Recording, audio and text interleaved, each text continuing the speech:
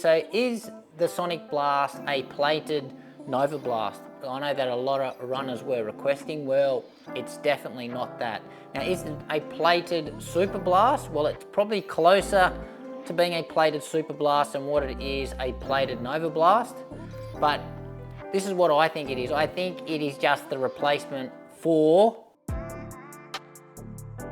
So just a couple runs done and dusted in this shoe. Now this is the ASICS Sonicblast, and these are my first impressions. But before we get into it, and if you guys haven't done so already and you want to support the channel, make sure you hit that subscribe button.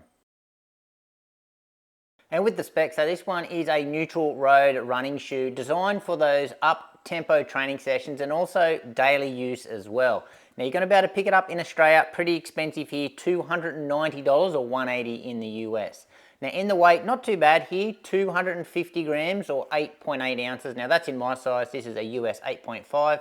And in the stack, massive stack, so 46 in the rear, 38 in the front, and that's going to give us a 8mm drop.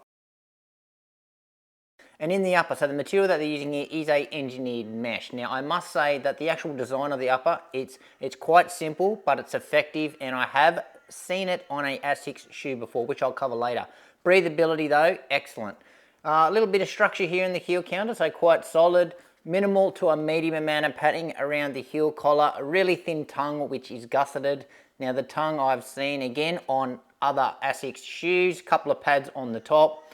Standard eyelets down either side, so reinforced, no midfoot straps or anything like that. Now these laces, they got that little bit of a cheap feeling about them. So they're those fluffy long laces that ASICS again have used in some other models. Now with the lockdown, not too bad here, so pretty good through the midfoot. I've got no heel slippage in the back. In the fit, I'm going to say it's just a tad long, so a little bit long. Still though, my recommendation would still be true to size in the length.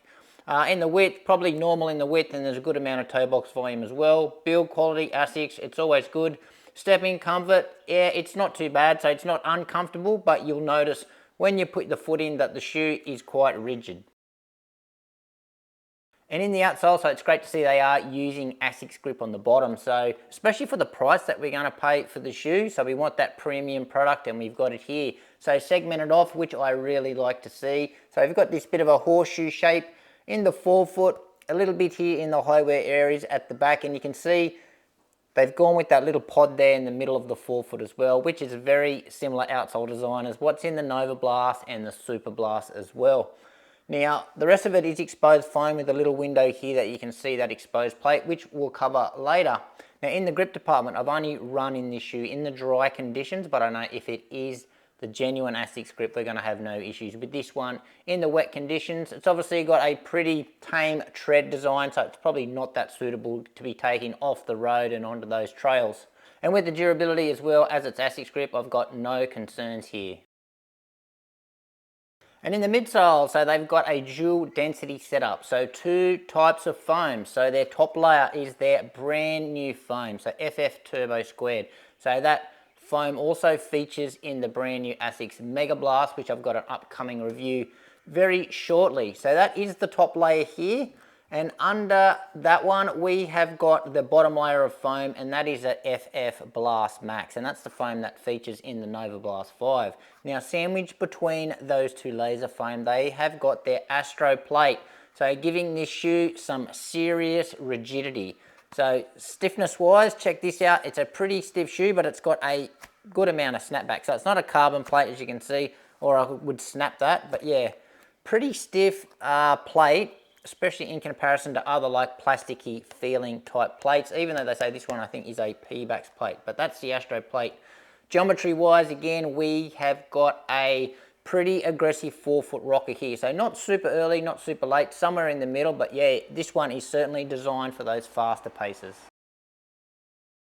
And in the ride, well, the first word that is coming to mind here is firm. So very firm. I actually can't recall a shoe in recent memory that has felt so firm. So if that's any indication of what's going on here with this shoe. So top layer of this FF Turbo Squared, I was actually really surprised with how little give it's got. So I was expecting a responsive ride, but probably not this responsive. So it's really hard for me to sink into this shoe, especially at those jogging paces.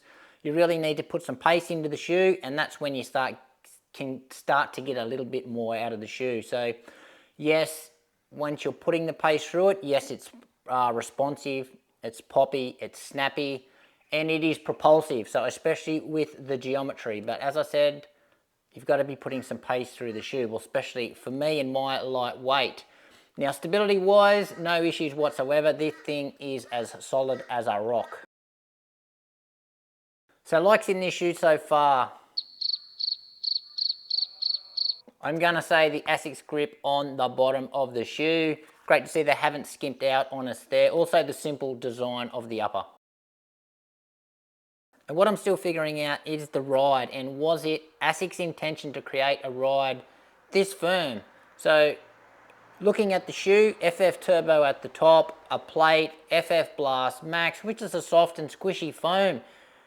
You would think that this shoe would have some type of give, or a little bit of softness or a little bit of bounce to the shoe, but the end result is no, it does not. So did ASICS know that? And also a little bit confused with its release alongside the Mega Blast as well. So you release both these two shoes at the same time, you've got them both up at the shoe wall in the store. Who is going to buy this one over the other shoe? It's got me confused. And dislikes is certainly the price. I think $290 for this shoe is too much.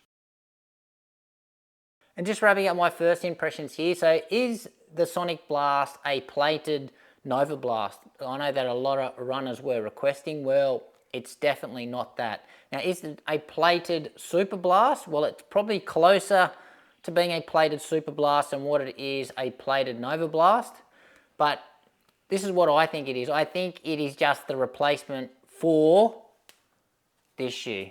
So the Magic Speed 4. So I've got a sneaky suspicion that this one might be discontinued, because this shoe and this shoe have lots and lots of similarities. So the upper is nearly identical to each other. They've got the same tongue design. They use the same laces, same simple engineered mesh, about the same amount of padding, the same fit.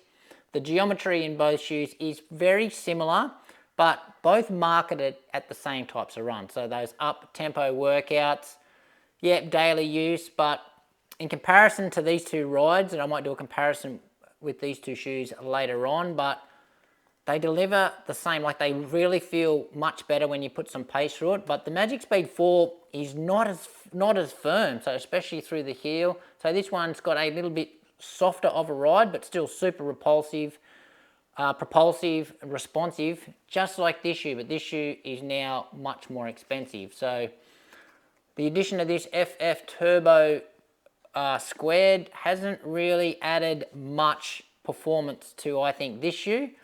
But I do think this shoe is, yeah, it's going to replace the Magic Speed. So I'm surprised if it does not. So for me, that's really where it fits. So who is this shoe going to be best for, do I think? Predictions wise, so if you're a lighter runner, I would probably stay away from this shoe. I've got a prediction that you probably won't like it. It's going to be too harsh. You're not going to be able to get the most out of this foam. However, if you are a heavier runner and you don't like those soft and squishy shoes, you want a plated shoe, you like the Magic Speed, then this shoe is probably going to get along with you. But I don't imagine many runners out there, especially when you're in the running store, you're in the market for a high max stack shoe with a plate. You've got this one on the wall, you've got other competition on the wall, but you've also got the Mega Blast. Slightly different price ranges, but I don't know too many people out there that are going to be buying this one over the competition. So yeah, a bit of a confusing one here with me. As I said, don't like the price. The FF Turbo Squared, I think, adds nothing to this shoe. If anything, it just makes it too firm. Don't know if it really needs the plate, but again, they're just my early impressions in the shoe. What I'm going to struggle with is actually getting the shoe up to a full review, because I just don't really enjoy running in it because it's just so firm, and there's not enough runs or workouts for me that I'm going to do in this shoe that I need to keep testing other shoes. So this one might be headed for the marketplace, might be headed for a resell. But I certainly will be doing some comparison videos with this shoe against some others in the near future. But anyway, guys, that's it for me. Before I go, a big shout out to Sydney Marathon for putting on such an amazing event last weekend. Absolutely awesome. But anyway, give us a like, subscribe to the channel if you haven't done so already, and we'll see you next time.